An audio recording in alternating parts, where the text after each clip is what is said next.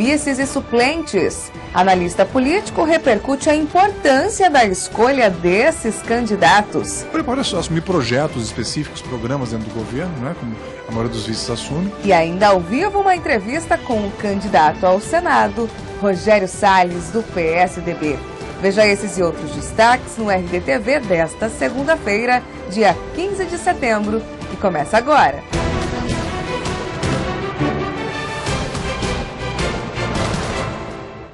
Olá, tudo bem? Você sabe quem são os vices dos candidatos ao governo de Mato Grosso e os suplentes dos postulantes ao Senado? Não? Saiba agora na reportagem quem são essas pessoas e como é feita a escolha de um cargo que quase sempre não é lembrado pelo eleitor. A palavra vice não é algo que desperta entusiasmo no brasileiro. No futebol, esporte mais popular do país, esse status soa quase como um prêmio de consolação. E na política, será que o eleitor se importa? Se você for analisar o que ele vai fazer, o vice não faz nada.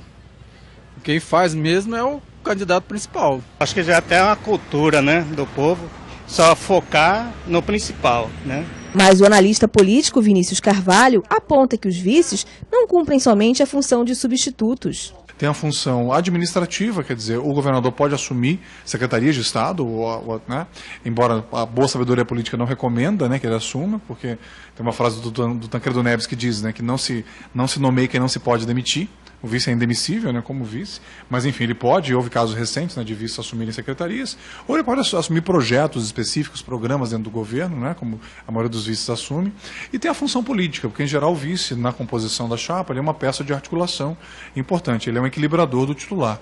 Então ele passa a ser, na gestão, ele passa a ser um articulador com a Assembleia Legislativa, com partidos, com empresas, enfim, atores políticos de forma geral. Hoje, pela situação, quem concorre a esse cargo na chapa Amor à Nossa Gente, encabeçada por Lúdio Cabral, do PT, é Teté Bezerra, do PMDB, deputada estadual e esposa do presidente do PMDB em Mato Grosso, Carlos Bezerra. Lúdio está como vice a Teté Bezerra. Inicialmente ele queria repetir a aliança federal PT-PMDB, vinha articulando fortemente nesse sentido. O vice que ele trabalhou foi o Rogério Ferrarim, né, que foi candidato a prefeito lá de Lucas do Rio Verde, mas acabou não podendo vir. Então veio a Teté Bezerra, que seria essa questão do PMDB, o fato de ser mulher também e de trazer o PMDB, porque o Lúdio é muito concentrado em Cuiabá, né? Foi vereador em Cuiabá e foi candidato a prefeito de Cuiabá. Mas ele é pouco interiorizado e o PMDB é um partido que tem forte presença no interior do estado. Já pela oposição, o produtor rural Carlos Fávaro, do PP, foi escolhido na coligação Coragem e Atitude para Mudar, liderada por Pedro Taques, do PDT. O Pedro Taques é isso, ele tem um perfil muito centrado em Cuiabá, né? Vamos lembrar que na última eleição, dos 700 mil votos que ele fez para senador, 230 mil foram só em Cuiabá, né? Se pegar para a Grande Rondonópolis, então, dá quase metade da votação dele, e esses 3 municípios somam aí 1/3 do eleitorado do estado. Então ele é muito centrado na região sul e com pouca presença na região norte.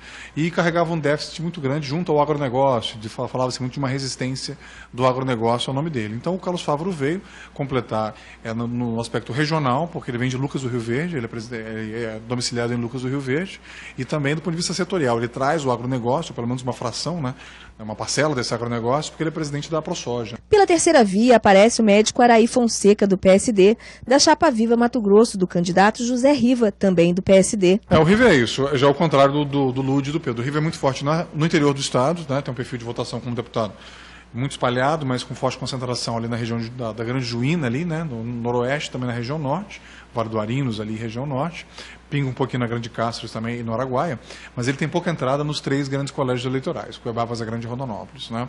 Então, veio o Araí da Fonseca, que é do partido dele, não foi secretário de Saúde Municipal, e é de Cuiabá. Então, traz esse aspecto regional, traz Cuiabá e traz a área de saúde, que hoje é o principal clamor da população e é uma área em que o Riva tem pouco trânsito, né? Além desses candidatos que estão melhor colocados nas pesquisas, há ainda o Intercler Ribas, do PHS, da chapa Mobilizar e Humanizar, do candidato José Marcondes Neto, Muvuca, e Marco Natali, do PSOL, com José Roberto, também do PSOL. Não são somente os candidatos a vice-governador que chamam a atenção do eleitorado. Os cargos de primeiro e segundo suplentes ao Senado também vêm chamando a atenção. Até porque este cargo já passou por vários rodízios no estado, como, por exemplo, Cidinho dos Santos, que ocupou o lugar de Blairo Maggi, ambos do PR, e também Oswaldo Sobrinho, que ficou na vaga do democrata Jaime Campos. Entretanto, essa troca pode gerar conflitos, a exemplo da suplência do senador Pedro Taques, do PDT, que é candidato ao governo. Existe uma polêmica porque a decisão tomada lá atrás foi que o Fiuza seria o primeiro suplente, né, e o Medeiros seria o segundo. Né, mas a ata lavrada coloca que o Medeiros é o primeiro suplente e o Fiuza é o segundo. Né. Então, no caso do senador Pedro Taques ganhar a eleição, ele vai ter que renunciar ao mandato de senador, e aí hoje o entendimento é que o José Medeiros, lá de Rondonópolis, né, que é do PPS, inclusive, seria o primeiro suplente. Como eu falei, o Abicalil tem processo contra essa situação, porque para perder o mandato ele foi o terceiro na eleição de senador de 2010, né? Se o Taques perdesse o mandato ele assumiria o Abicalil, e o próprio Fiuza vem fazendo questionamentos. Mas hoje o entendimento, nesse momento, se hoje o Taques renunciasse, o primeiro suplente é o José Medeiros. Diante disso, o analista lembra que na urna eletrônica, ao menos o eleitor poderá ter conhecimento dos postulantes, a vice e as suplências. Hoje a legislação eleitoral já obriga, por exemplo, quando o eleitor apertar o número, né, do respectivo candidato, vai aparecer a foto do candidato, o nome dele e o seu vice. Hoje a legislação já obriga que em todo material de campanha, de propaganda, se divulgue o vice. Mas a nossa cultura realmente política ainda é muito personalista, né? Ainda é muito focado no cabeça de chapa. Então é possível que boa parte dos eleitores não saiba quem são os vices. E o Tribunal Superior Eleitoral manteve por unanimidade na última semana o indeferimento da candidatura de José Riva, do PSD, ao governo do Estado, com base na lei da ficha limpa, por entender que houve enriquecimento ilícito nas 4 condenações dadas a ele pelo Tribunal de Justiça de Mato Grosso. Mesmo assim, o social-democrata poderia recorrer ao Supremo Tribunal Federal, mas a situação foi logo descartada por Riva. Entenda. Um dia após a decisão do Tribunal Superior Eleitoral, a casa do então candidato ao governo José Riva, do PSD, em Cuiabá, foi cenário de uma reunião com a cúpula do partido e dos principais líderes da coligação Viva Mato Grosso, para definir o futuro político do grupo nestas eleições, como os candidatos ao Senado, Rui Prado, e a vice Araí Fonseca, além dos presidentes do Diretório Estadual do PSD, Chico Daltro, e do Municipal, Wilson Teixeira, o Dentinho, e ainda os diversos nomes que disputam os cargos de deputados estaduais e federais. Por volta das 10h30 da manhã, Eliane Lima, candidato à reeleição na Câmara Federal, foi o primeiro a sair da residência e afirmou que a assessoria jurídica não iria recorrer ao Supremo Tribunal Federal.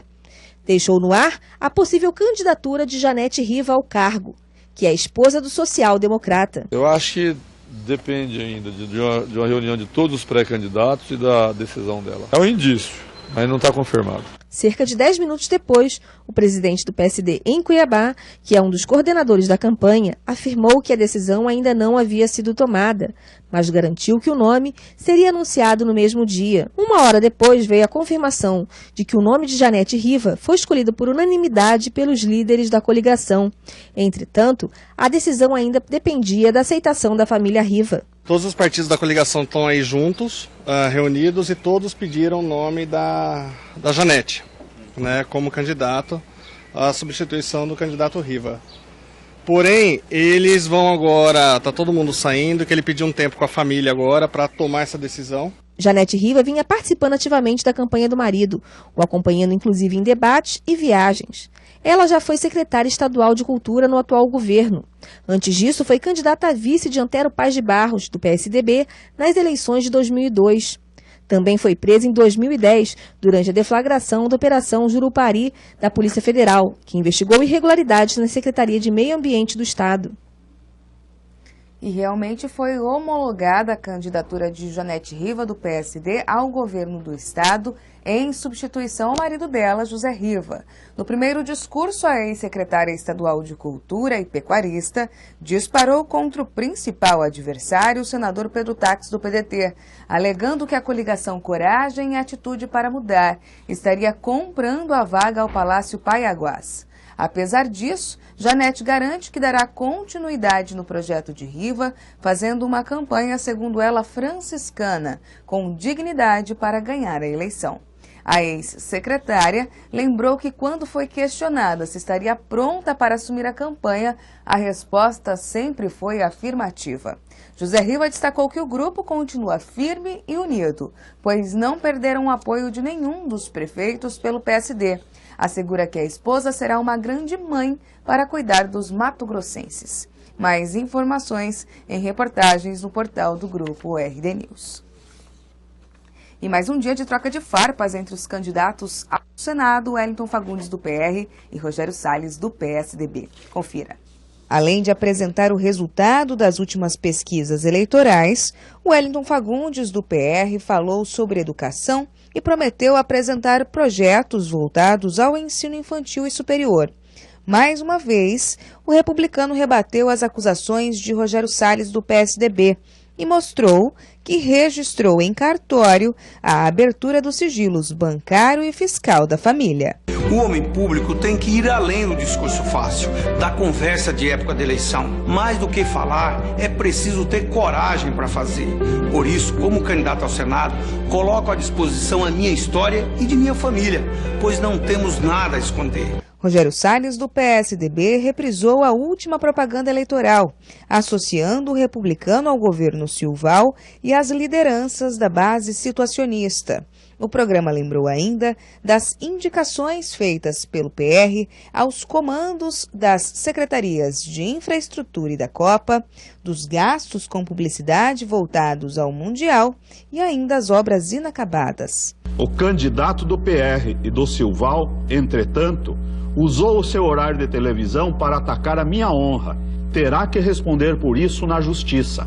Nada me fará recuar do compromisso de fazer uma campanha limpa. Correndo por fora, Rui Prado, do PSD, retomou os questionamentos em relação à base eleitoral dos principais adversários, que é Rondonópolis. Gilberto Lopes Filho, do PSOL, repetiu o último programa eleitoral. Agora é hora de você conferir a agenda dos candidatos ao governo de Mato Grosso para esta segunda-feira, dia 15 de setembro. Pedro Táxi, do PDT, Lúdio Cabral, do PT, Muvuca, do PHS e José Roberto, do PSOL, participam de um debate em uma rádio. Além disso, Pedro Táxi participa de fóruns e se reúne com a Associação dos Procuradores, com vereadores de Nobres, Conselho de Secretários Municipais de Saúde, em um laboratório com candidatos a deputado estadual e federal e na maçonaria. Lúdio Cabral, Muvuca e José Roberto participam das comemorações dos 50 anos da Empaer.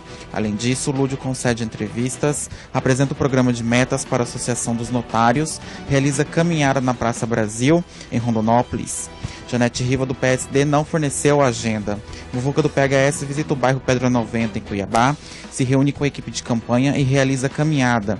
José Roberto, do PSOL, tem reunião com a FAMATO. E na corrida ao Palácio Paiaguás, os 5 candidatos ao posto devem se enfrentar pelo menos mais 3 vezes. No próximo dia 26 de setembro, o confronto será na TV Record, a partir das 9h30 da noite. Já no dia 28, o embate ocorrerá na TBO, às 8 da noite, e no dia 30, os candidatos se enfrentarão na TV Centro-América. A novidade nesses embates deve ser a presença da sucessora de Riva, a esposa dele, Janete Riva. Já com os candidatos ao Senado, Wellington Fagundes, do PR, Rogério Salles, do PSDB e Rui Prado, do PSD, devem se confrontar no dia 21 de setembro na TBO, a partir das 8 da noite, com duração de 1h e 45 minutos. Já no dia 22, os candidatos vão se enfrentar na TV Record, Canal 10, a partir das 11 horas da manhã, no horário do programa Cadeia Neles. Mais informações na reportagem de Camila Cervantes, no portal do Grupo RD News. E você não saia daí, porque na volta temos uma entrevista ao vivo com o candidato ao Senado, Rogério Salles, do PSDB, dando continuidade à rodada de entrevistas feitas pelo RDTV. Eu convido a você a participar desse bate-papo, enviando a sua pergunta, a sua opinião por meio do chat, no endereço tv.rdnews.com.br. Mas antes, uma breve previsão do tempo. Em Cuiabá, o dia deve permanecer nublado e há possibilidade de chuva, acredite. Faz 29 graus na capital. São 8 horas e 44 minutos. Vejo você em instantes no portal do Grupo RD News e também na TV Mato Grosso, no canal 27.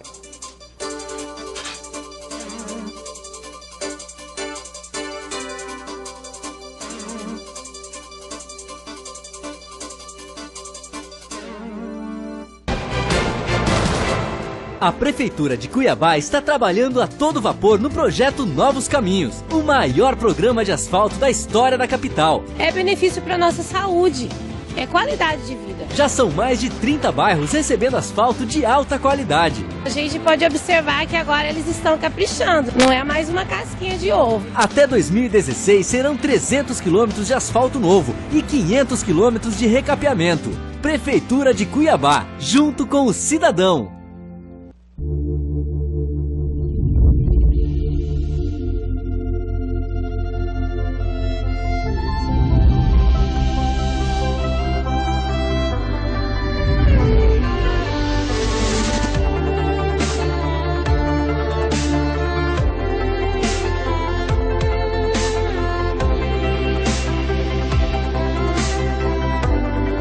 Alphaville Buffet, sua primeira escolha.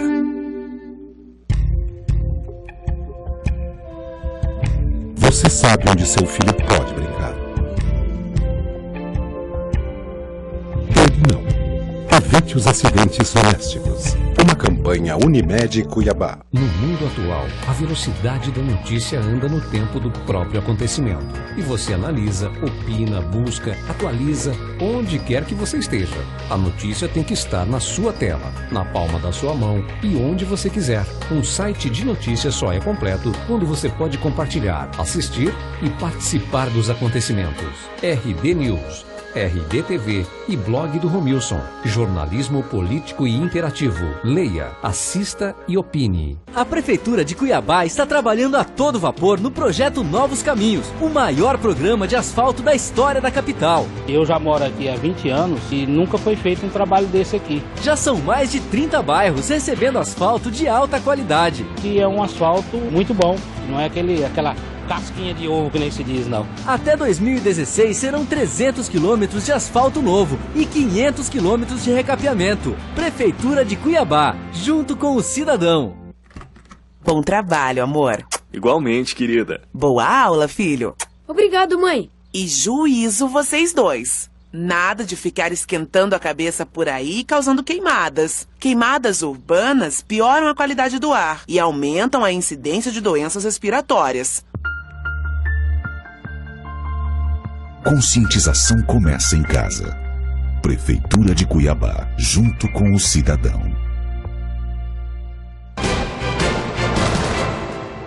De volta com o RDTV ao lado do candidato ao Senado, Rogério Salles, do PSDB, dando continuidade à nossa rodada de entrevistas com os postulantes, a única vaga disponível a esse cargo nestas eleições. Durante aproximadamente 15 minutos, o candidato vai responder perguntas feitas por mim e por você, internauta. Por isso eu convido você a participar desse bate-papo, enviando a sua pergunta por meio do endereço tv.rdnews.com.br. Enquanto eu aguardo a sua participação, vamos conversando com o nosso convidado. Bom dia, candidato. Obrigada mais uma vez pela presença no RDTV.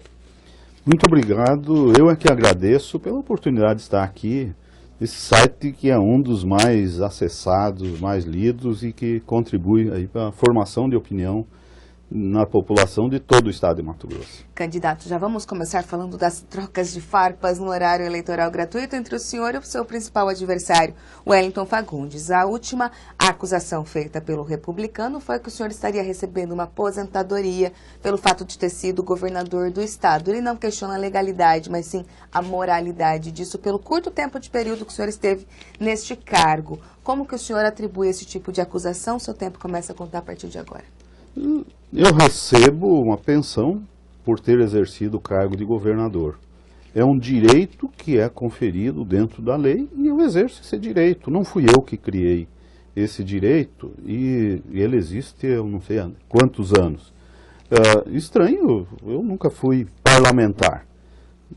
Se parlamentar não concorda com algum direito que está estabelecido na Constituição, ele devia de questionar. Devia de questionar legalmente e não ficar só de maneira oportunística em época de campanha levantando esse tipo de questão. Essa questão está superada para o senhor ou pretende rebater apresentando documentos, falando quanto o senhor tem recebido de pensão? Eu não pretendo rebater. Eu nunca escondi de ninguém que eu exerci esse direito, como tantas outras pessoas já exerceram. Se esse direito daqui a algum tempo não existir mais, eu não me preocupo com isso. Mas, como eu falei, eu entendo que nunca escondi, e é um direito que a população tem de conhecer a vida de cada candidato. Outra acusação feita pelo seu principal adversário diz respeito à venda das ações da SEMAT, que seria ações no valor de R$8.800.000, que teria sido vendida a preço muito barato. Ele chegou de falar aqui no estúdio que vendeu a R$1. A que o senhor tem a dizer em relação a essa situação? Eu tenho a dizer que ele falta com a verdade. Isso assim, eu já expliquei para a população. Foi uma fraude ocorrida dentro da Secretaria de Fazenda, quando eu era governador. Fui induzido a erro, autorizando a transferência das ações. Quando eu fiquei sabendo, eu fui imediatamente na delegacia de polícia e pedi para ser aberto o inquérito policial para apurar o que efetivamente tinha ocorrido. O inquérito policial foi aberto a meu pedido. E quando chegou a ser preso o estelionatário que cometeu a fraude, e quando, na conclusão do inquérito, inclusive se você quiser eu tenho cópia aqui está, em 15 de junho, a meu pedido foi aberto o inquérito. Quando foi na conclusão do inquérito, depois da prisão do indivíduo, ficou constatado que eu não tive vantagem nenhuma, inclusive foram recomendadas ações ao governo do Estado, na época, providências que deviam ser tomadas, instauração de inquérito, para apurar quem dentro da Secretaria de Fazenda tinha participado do evento. E também no sentido de diminuir o prejuízo do Estado. São questões que qualquer um que ocupa um cargo público corre risco. O que diferencia uns dos outros é que tem uns que tentam acobertar. Eu não. Eu fui na polícia e pedi para abrir inquérito para apurar e ser colocada a verdade. O meu adversário põe meia verdade. E por isso eu usei o meu horário eleitoral, em vez de que devia ser usado para apresentar propostas, para colocar a verdade para a população de Mato Grosso, que tem o direito de saber. Não pode causar estranheza ao eleitor do senhor o fato do senhor ter se equivocado ao assinar esse documento e, de repente, no cargo de senador ocorrerem outros equívocos? Todo o processo aconteceu dentro da Secretaria de Fazenda. A Secretaria de Fazenda é responsável pelo recebimento. A Secretaria de Fazenda é responsável por toda a tramitação do processo. Só vem para o governador e vem por pessoas do alto escalão da Secretaria de Fazenda para ser colhida a assinatura, nesse caso, que autorizava a transferência. E quando vem, já chega assinado pelo secretário, que já verificou toda a documentação. Então eu não tinha como saber de que isso poderia ter havido qualquer fraude lá dentro da Secretaria de Fazenda. Antônio Sobreira pergunta por meio do blog se o senhor não está insistindo muito na questão da divisão do Estado. O senhor não acha que está fora do tom quando recorre a esse assunto em relação ao seu principal adversário, Wellington Fagundes? Eu entendo que não, e nós fizemos isso até no sentido de discutir. O meu adversário, por 2 ocasiões, apresentou projetos nesse sentido. E a gente tem informações de que um desses projetos está tramitando e está indo para o Senado. Como senador, como ele vai se posicionar? Eu sempre tive uma posição única. Em 2000, 2001, se não me engano, que havia uma discussão em cima da divisão e um autor de um projeto de divisão do Estado foi a Sinop. Eu fui a Sinop participar de um seminário onde eu defendi minha posição contrária, que entendo que não é a melhor situação para o Estado de Mato Grosso. E a minha posição se mantém a mesma. O meu adversário, por 2 ocasiões, apresentou projetos, um deles está em tramitação. Eu entendo que é parte do jogo político saber, esse projeto vai ser votado lá no Senado. Que posição ele tomaria? Eu tenho uma posição clara, sou contra a divisão. O que eu entendo é que eu não posso, em determinado momento, ser a favor, daqui a pouco muda um pouco os ares, eu sou contra, daqui a pouco eu sou a favor de novo, muda de novo. para mim isso é oportunismo. Gilmar de Oliveira Correia pergunta por meio do chat em relação à pensão. É verdade que o senhor recebeu por 8 meses o valor de R$15 mil? O senhor abriria a mão em nome da moral e da ética? Gilmar pergunta. Eu entendo que recebo uma pensão por ter sido governador, é um direito que está estabelecido em lei e eu exerço esse direito. Entendo também que é direito de toda a população saber disso. Se fosse algum privilégio que eu tivesse criado ou que eu tivesse cometido qualquer fraude para conseguir isso, eu acho que não seria moral. Vamos dizer, se eu tivesse, vamos dizer, o plano de saúde por eu ser parlamentar me cobrisse algum tipo de cirurgia, e daí eu faço uma outra cirurgia e uso, pego uma declaração falsa para acobertar uma que não foi, não está prevista na legislação, eu entendo que aí não seria correto. Mas o direito existe, diversos ex-governadores tiveram, e eu exerci, não tenho menor,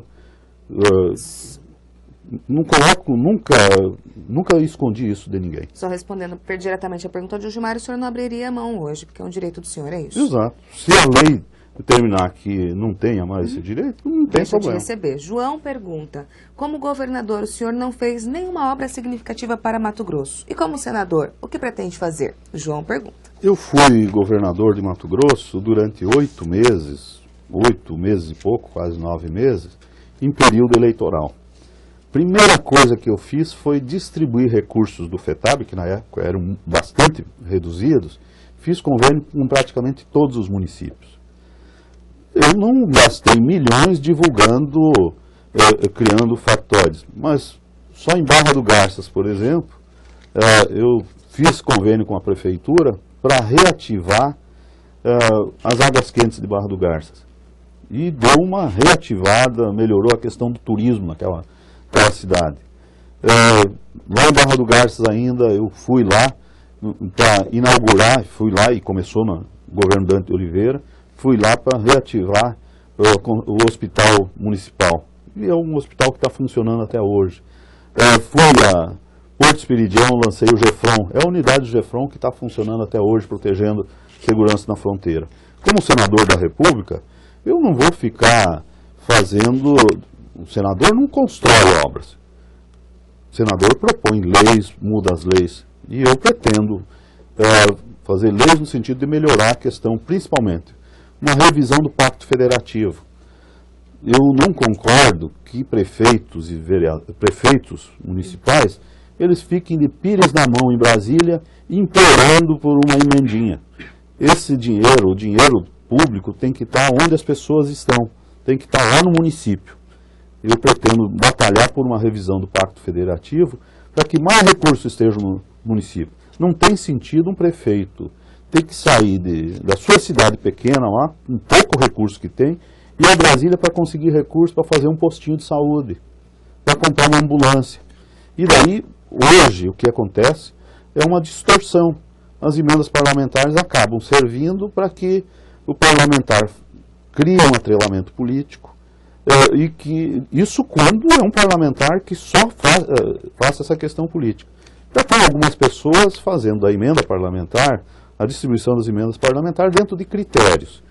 Mas eu entendo que o ideal é que as emendas, o recurso esteja lá no município. Enquanto tiver essa ferramenta de emendas parlamentares, comigo elas não vão ser usadas. Primeiro, para aliciar apoio. E segundo, para favorecer empreiteiras. Para prestigiar nosso internauta, Ângelo Oliveira pergunta, eu gostaria que o senhor respondesse rapidinho, comentasse suas propostas para a reforma política. Olha, Ângelo, eu entendo que com esses custos elevados de campanha, nós vamos cada vez estar inviabilizando mais, dificultando mais a renovação no Congresso Nacional, nas câmaras municipais. É um absurdo que tem alguns candidatos que gastam para conseguir uma reeleição. A reeleição, então, acaba sendo muito mais cara ainda. Então aí o parlamentar, desde o primeiro dia, tem conta para pagar da campanha anterior e tem a campanha que vai vir pela frente. Nós precisamos fazer uma reforma política que diminua o custo de campanha. Para isso eu defendo, e é uma bandeira do meu partido, o voto distrital. Eu defendo o voto distrital misto. Reduziria bastante o custo de campanha. Eu defendo que o financiamento público e exclusivo de campanha. Se tem um recurso, é só aquele recurso, tem igualdade de condição. Hoje tem candidatos que gastam 8 milhões para se eleger deputado estadual, que é o comentário que se tem, enquanto que outros deputados não têm 200 mil. É uma luta desigual. Nós precisamos equilibrar isso. Aí ficam se criando cotas. Você sabe, adianta fazer reserva de 30% de mulheres para participar, mas quantas mulheres conseguem se eleger? E de fato há um investimento, né, nessas candidaturas? Exato, eu acho é uma condição desigual de disputa. Candidato, faço outra pergunta do internauta para a gente dar andamento à nossa entrevista. A Mauri Júnior quer saber a opinião do senhor sobre a saúde do Estado. O governo federal vem ao longo do tempo diminuindo a sua participação no financiamento público da saúde. Já foi mais de 50 e poucos %, e hoje ele vem reduzindo essa participação. Nós precisamos garantir que haja uma maior participação do governo federal no financiamento da saúde. Os municípios estão cada vez mais assumindo a responsabilidade total pela questão da saúde. O Estado, pura e simplesmente, não repassa aquilo que foi pactuado e o município não tem como reduzir o atendimento. Tem município gastando 30%, 32% daquilo que ele arrecada com saúde, quanto a obrigação constitucional do município é em torno de 15%, aliás, não é em torno, é 15%. Esse quadro tem que ser revertido. A lei de responsabilidade fiscal, essa obrigação constitucional, só existe, na realidade, para o município. Para a União e para o Estado, ela não existe. Mas falta vontade política, candidato? Falta exatamente vontade política. Nós temos que criar, no Senado da República, nós temos que criar mecanismos para que a União e os Estados cumpram a sua obrigação. Fique bem explicitado qual é a obrigação da União, bem explicitado qual é a obrigação do Estado. Se o Estado fizer uma pactuação num programa e ele não cumprir, qual é a penalidade que o governante vai ter? Rodrigo pergunta, por meio do chat, o que o senhor acha de sair no meio do mandato para concorrer a outro? E os compromissos assumidos na eleição de Rondonópolis, uma vez que o senhor é vice-prefeito lá? Quando você está num projeto político, eu já fui prefeito de Rondonópolis, cumpri o meu mandato até o final. Voltei agora, dei a minha contribuição como vice-prefeito, e a atuação que a gente pode ter como vice-prefeito é muito pequena. E o que eu estou sentindo, como vice-prefeito, que eu posso dar uma contribuição muito maior para Rondonópolis e para Mato Grosso, sendo senador da República, do que continuar como vice-prefeito. Que a grande parte dos problemas dos municípios não é lá no município, não é uma questão de gestão do município. É essa divisão injusta dos recursos com o governo federal. O governo federal engana os municípios, cria contribuições e daí, com isso, tira a arrecadação dos municípios e não repassa esse dinheiro para os municípios. Candidato, mas isso pode criar resistência dos seus eleitores lá de Rondonópolis? Eu imagino que tem algum eleitor que não vai entender. Mas eles sabem, Rondonópolis me conhece muito bem, sabe como eu trato a questão pública, sabem o compromisso que eu tenho com Rondonópolis, com a região. Eu não fiz isso de maneira oportunística. Eu fiz isso porque tenho clareza que lá em Brasília, como senador da República, da maneira que eu atuo, eu posso dar uma contribuição muito maior para Rondonópolis e para o estado de Mato Grosso como um todo. Rita pergunta por meio do chat, assim como Fagundes e Lúdio, Wellington Fagundes e Lúdio Cabral, o senhor abriria o sigilo bancário e fiscal? Não tenho a menor preocupação com isso. Aliás, em 2006 eu fui candidato a senador e não tinha mandato nenhum. Fui candidato a senador e protocolei junto ao Ministério Público, à OAB, autorização para quebrar meu sigilo bancário, fiscal e patrimonial. Não fiz isso de maneira oportunista, de maneira só para criar factório perde para a imprensa. Fiz isso porque acredito e tenho a convicção, vou defender no Senado da República, que agente público, ele necessariamente abra mão do seu sigilo bancário, fiscal e patrimonial. Para essas eleições, o senhor vai autorizar a quebra? Olha, quem tem que me pautar é aquilo que eu acredito e não aquilo que os outros candidatos fazem. Eu vou apresentar um projeto, não tenho dificuldade nenhuma disso, mas eu vou apresentar projeto para que isso se torne lei. Enquanto eu sou um agente privado, eu tenho direito ao sigilo bancário, fiscal e patrimonial relativo, né? Porque hoje não existe sigilo absoluto. Mas, enquanto agente público, a hora que eu fiz a opção de entrar na vida pública, a minha vida tem que ser mais transparente. Mas o senhor não deve fazer isso, então, para essas eleições? Ainda não pensei. Eu estava viajando esses dias para o interior, não pensei. Mas eu entendo que quem tem que me pautar é a minha consciência, é a minha vontade e não aquilo que os adversários fazem. Para encerrar nosso bate-papo, caminhando para encerrar nosso bate-papo, no programa eleitoral do senhor, o senhor, entre aspas, provocou o seu principal candidato, resgatando aí as alianças políticas que ele possui, no PR, com as indicações da Secretaria de Infraestrutura, Secretaria da Copa, falando um pouquinho das obras inacabadas e até o MT integrado. Como que o senhor atribui a gestão Silval à candidatura de Wellington Fagundes? Olha, eu entendo que o candidato está se vitimizando. Que eu falei alguma coisa que não é verdade? Ele tem vergonha dos apoios que tem? Eu não tenho. A participação dele no governo não é essa que eu citei? Tem alguma coisa de errado nessa participação?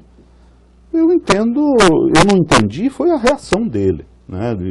Porque eu citei os apoios que tem, ele, para mim, mostram um certo, sei lá, eu acho que a resposta aí foi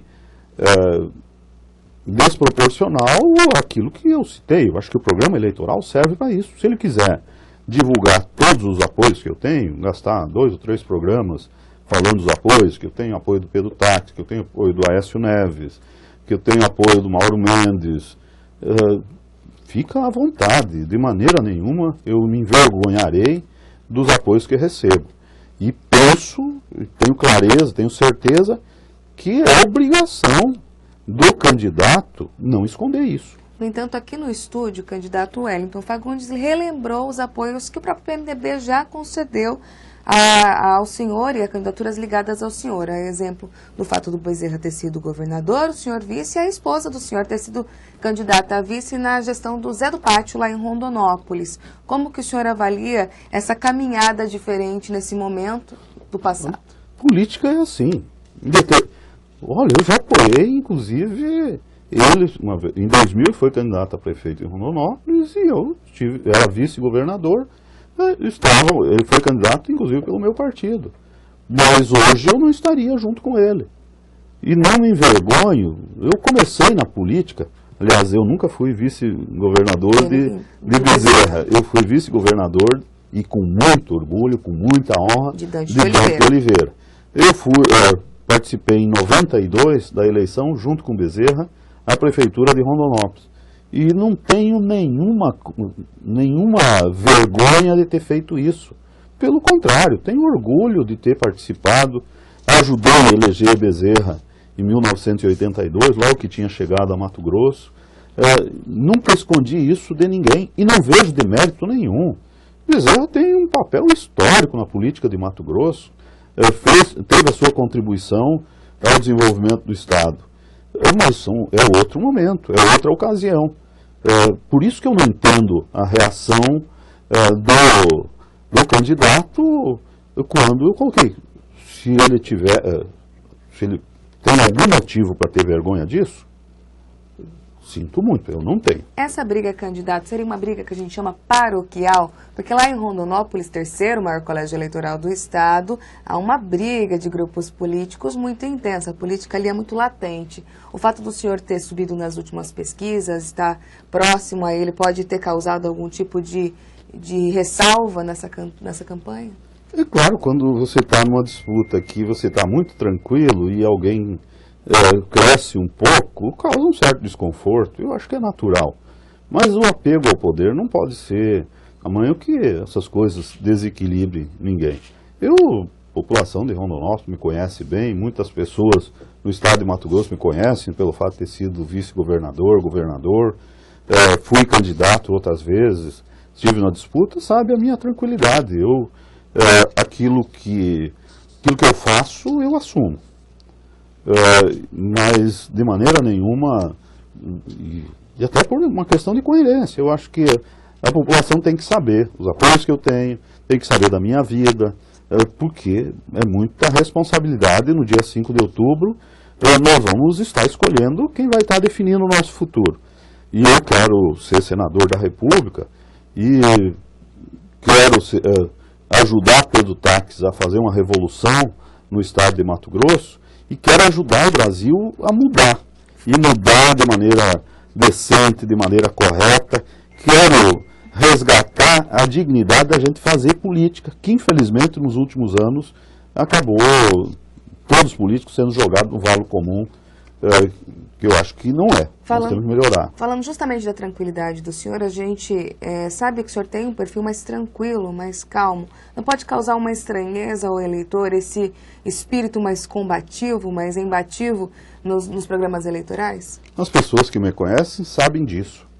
Meu histórico mostra. Eu sempre fui muito tranquilo, mas nunca tive duas posições. Nunca fiquei mascarando a minha posição. Quando estive apoiando alguém, apoiei de fato.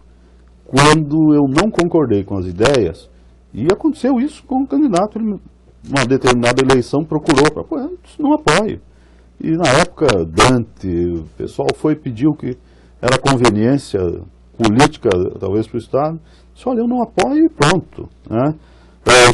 Quando estive no governo do Estado, que tive que tomar medidas firmes, em momento nenhum abri mão, titubeei de tomar as medidas firmes.